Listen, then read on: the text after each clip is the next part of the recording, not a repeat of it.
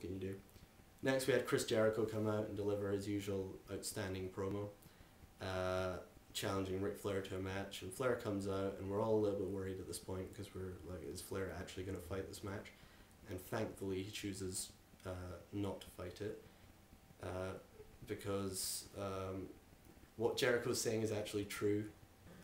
These wrestling legends do have a problem in giving up, which is shown by the fact that Roddy Piper, Jimmy Snuka, and Ricky Steamboat are now introduced by Ric Flair, and he says these men are allowed to fight you. I'm not fighting you. I don't fight anymore, but these men will fight you. Basically, two of these men are crippled, and they go up to the ring and they try and gang up on Jericho, and Jericho slips away fairly easily. And then Ric Flair punches him, which looked like it hurt, which was good.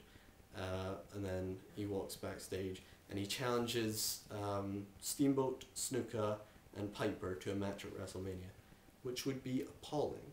That would be an appalling match, and it would be appalling for Chris Jericho, who has had such a good year and has been so good on the mic and in the ring, to be left with this match at WrestleMania. Now, I presume that's not how it's going to work. I presume he's either going to get Hogan, Austin, or Rourke, and I suppose I'd like to have Austin out of those three because he's the least limited. I think that's the first time Austin has ever been the least limited wrestler out of three people. But yeah, I'd like to see Austin in that match. But I really hope it's not this Steamboat, Snuka, Piper match, because that's just going to be awful and Jericho doesn't deserve that. Next we had a Money in the Bank thing. We had all the heels of Money in the Bank. Kane, Henry, and Benjamin versus Punk, Kingston, MVP, and this was okay. I mean, it wasn't good. It was good. It wasn't bad, but it was nothing special at all. It was best when Shelton was in the ring, of course, because the other two heels are rubbish. Punk came in at the end. He came off really strong at the end of this match. He got in a lot of good offense. 2 minute flurry basically. Hit the GTS on someone, I forget who he pinned, Benjamin, I think. Yeah, Benjamin. And yeah, that was okay. He looks quite strong going into Money in the Bank. My main concern about this match was Christian, Finlay, and Hornswoggle were on commentary, presumably because they've got some ECW thing later on.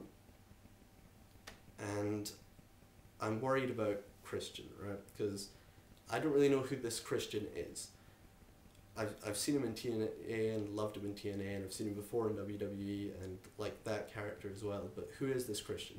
Because he's not the TNA character. He appears to be the character he played in WWE 3 years ago, only this time he's a face, which doesn't really work with that character to begin with. But how is Christian supposed to get over on a show that doesn't have any promos? Christian is a master of the promo, and ECW has no promos, is totally not utilising his other strength. His strength is his wrestling, but his other strength is his promos, and that's how he gets over. And that's why he's not getting any pops on ECW. So if you're going to put him there, I thought it'd be okay. I thought he'd win the title, then drop it, and it wouldn't be even too bad he dropped it, because he dropped it to Swagger, who's an up-and-comer. But this is ridiculous. He needs mic time. This is just stupid. Yeah. Anyway, we see a little snippet. Stephanie McMahon's back. I don't know why she's not in charge of Raw, but she's back.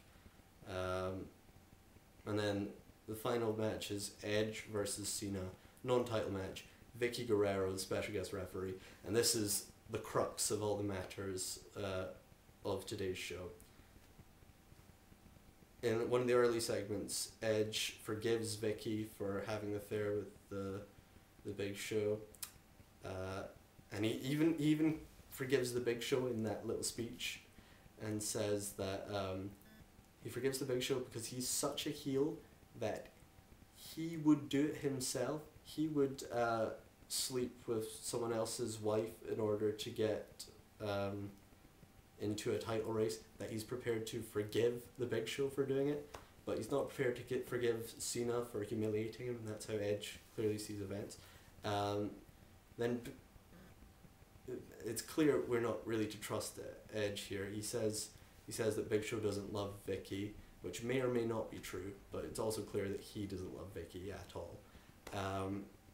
But later we get the Big Show with a little segment with Vicky, and she says Edge doesn't love Vicky, which is accurate, and he says he does love Vicky, which we're not sure about. So it all culminates in a match with Vicky as a special guest referee, Cena and Edge.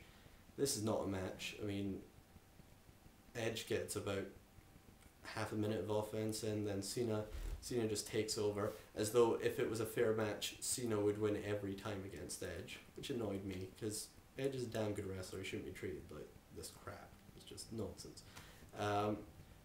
Anyway, Vicky won't count the pins and stuff, and it breaks down, and the Big Show comes in, and Big Show and Edge team together and gang up on Cena, and he's tied up in the ropes, and Big Show gives him 2 of his knockout punches, which just makes Cena do this rather than actually knocking him out. I don't know what that's all about, to be honest. But I was waiting for Edge to turn on Big Show, which he did.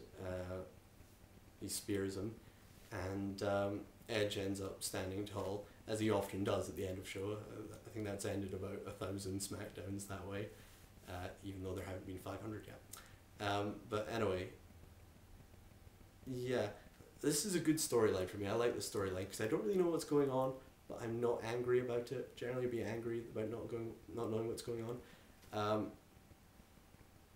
There are a lot of nuances to this, right? You've got Cena, who behaved quite a lot, really dickishly, like a bit of a heel, in that he blackmailed Vicky and then told everyone anyway, which seems like quite a horrible thing to do.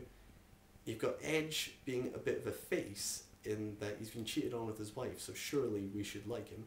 And you've got Big Show being a bit of a face in that he seems to have genuine feelings for Vicky. You've also got Vicky, who's the ultimate heel, who it feels like we're supposed to feel a bit sorry for her because we don't know who's telling the truth, and we feel that she's being manipulated by both Edge and the Big Show, which is all really quite, nuanced for a WWE heel face storyline. It's all a bit all over the place, and I really enjoy it. I'd like some of your comments on that. I think this is a good storyline, and I thought this was a good episode of Raw. The in-ring action could have been a bit better. I thought the first match was good, but the storylines were fantastic. I thought the way storylines developed this week. And anyway, leave your comments below, and I'll see you for an ECW review tomorrow with Bobby, or maybe not, I'm not sure. Okay, bye.